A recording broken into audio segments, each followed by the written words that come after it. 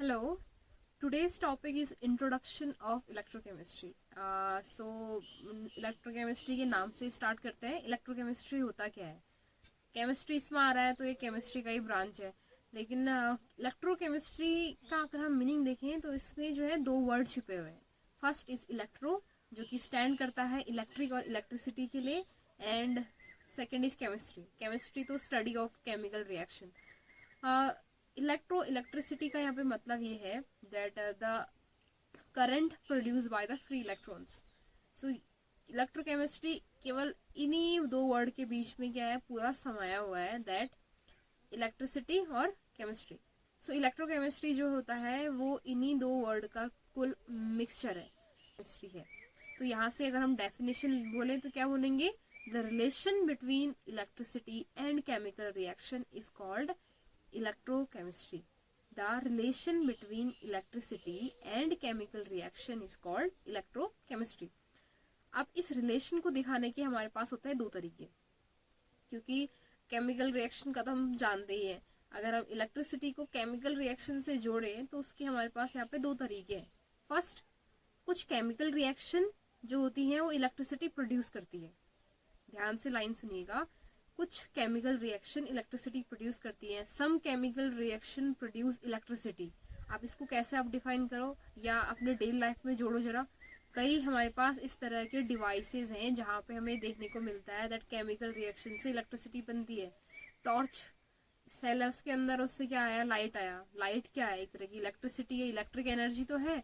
और उसके अंदर टॉर्च के अंदर क्या मिलता है? बैटरी. बैटरी के अंदर क्या हो रही है? उनकी केमिकल रिएक्शन हो रही होगी. तो पहला तरीका तो ये है, some chemical reaction produce electricity. दूसरा इसका just opposite, some chemical reactions are take place with the help of electricity. कुछ केमिकल रिएक्शन जो होती हैं वो इलेक्ट्रिसिटी की हेल्प से हो रही होती हैं, विच वुडंट हैपन अदरवाइज, या जो बिना उसकी नहीं होती. यानी हमारे नॉर्मल लाइफ में तो रिएक्शन हो नहीं रही होती, लेकिन कुछ एक्सटर्नल फोर्स जो कि यहाँ पे इलेक्ट्रिसिटी है उसके कारण केमिकल रिएक्शन जो हो रही है वो पूरी हो रही है. क्लियर हो गई बात? ये दो तरीके हैं रिलेशन दिखाने के लिए हमारे पास इस क्लास में. किसके बीच में? इलेक्ट्रिसिटी और केमिकल रिएक्शन के बीच में. आप केमिकल रिएक्शन को कई जगह पे केमिकल एनर्जी भी कह देते हैं और इलेक्ट्रिसिटी को आप लोग इलेक्ट्रिक एनर्जी कह सकते हो. सो कुल मिला के ये रिलेशन दिखा रहे हैं हम किसके बीच में? केमिकल एनर्जी और इलेक्ट्रिक एनर्जी के बीच में. इलेक्ट्रिसिटी को समझते हैं पहले. इलेक्ट्रिसिटी है क्या? So electricity is flow of electron. ठीक है, flow of electron. Free electron जो प्रोड्यूस होंगे केमिकल रिएक्शन में, उनका फ्लो होना. अब हमने पहला वे बोला था some chemical reaction produce electricity, यानी उन केमिकल रिएक्शंस में क्या निकलेगा? इलेक्ट्रॉन्स का ट्रांसफर होगा. कुल मिला के इलेक्ट्रॉन्स का क्या होगा? Transfer from an atom to other one. अब इलेक्ट्रॉन्स का ट्रांसफर होना, इनको एक अलग ही केमिकल रिएक्शन की कैटेगरी में रखा गया है. सो इस तरह की रिएक्शन जिनमें इलेक्ट्रॉन का ट्रांसफर होता है उनको क्या कहते हैं? आइदर ऑक्सीडेशन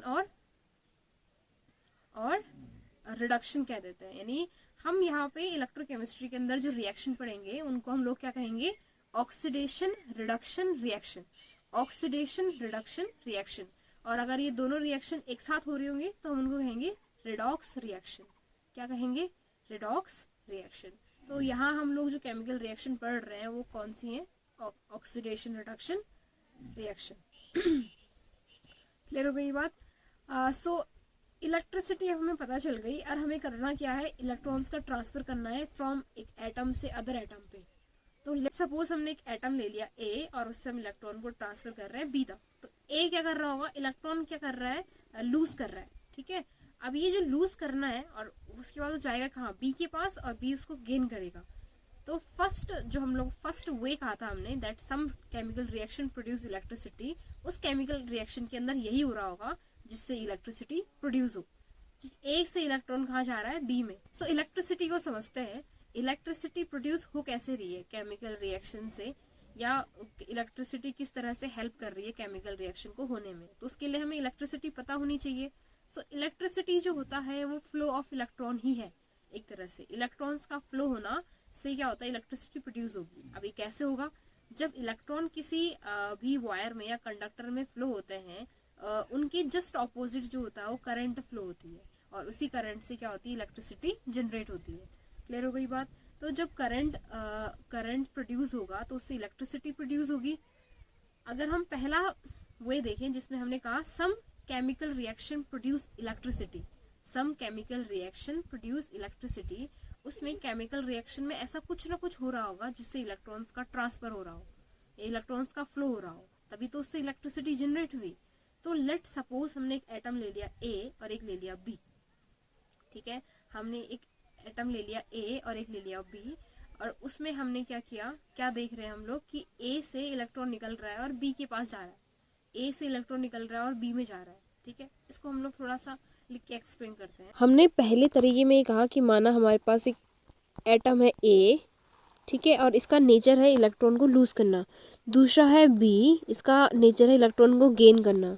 तो इलेक्ट्रॉन जो होगा वो कहाँ से कहाँ ट्रांसफर होगा, ए से किसकी तरफ, बी की तरफ।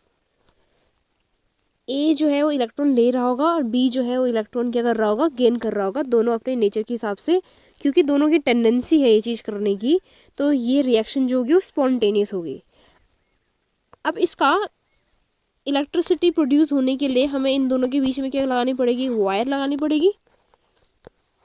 कुछ इस तरह से ये वायर होगी, वायर क्या कर रहा होगा, इस करंट को कैच कर रहा होगा। माना इलेक्ट्रॉन्स का फ्लो जो था वो क्या है, ए से बी की तरफ है, तो करंट का फ्लो की तरफ से होगा, बी से ए की साइड को होगा, ठीक है। तो इस तरह से ये क्या बन जाएगा, पहला तरीका इलेक्ट्रिसिटी प्रोड्यूस करने का।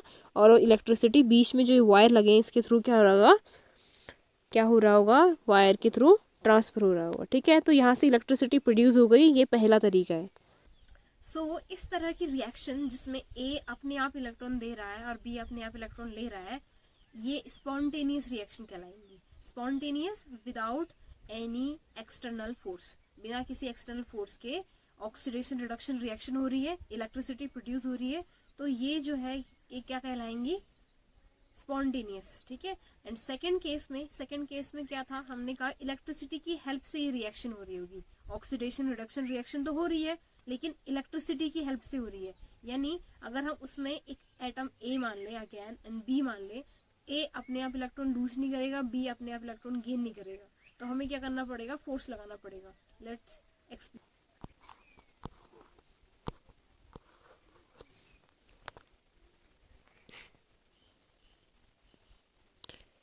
सो सेकंड वाले तरीके में जहाँ पे ए और बी मान लिया ये एटम है, इन यहाँ पे भी इलेक्ट्रॉन का ही ट्रांसफ़र होना है, पर ये रिजल्ट आएगा, इनकी खुद की टेंडेंसी नहीं होगी ये करने की, क्योंकि ये कैसी है, नॉन स्पॉन्टेनियस है।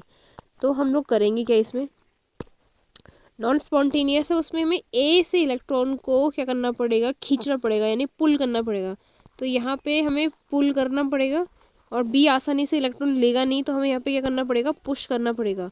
तो इस पुल और पुश के लिए हमें बाहर से एक्सटर्नल फोर्स लेना पड़ता है, दैट इज़ इलेक्ट्रिसिटी। तो इस डिवाइस को बनाने के लिए अगर हम लोग इसको बनाएं तो ए और बी के बीच में हमें क्या लगानी पड़ती है, यहाँ पे बैटरी क्या लगानी पड़ती है, बैटरी। ये बैटरी क्या करता है, इस प्रोसेस को हेल्प करता है, किससे, इलेक्ट्रॉन यहाँ से खींचने में और यहाँ भेजने में हेल्प करता है, दैट इज़ बैटरी, बी।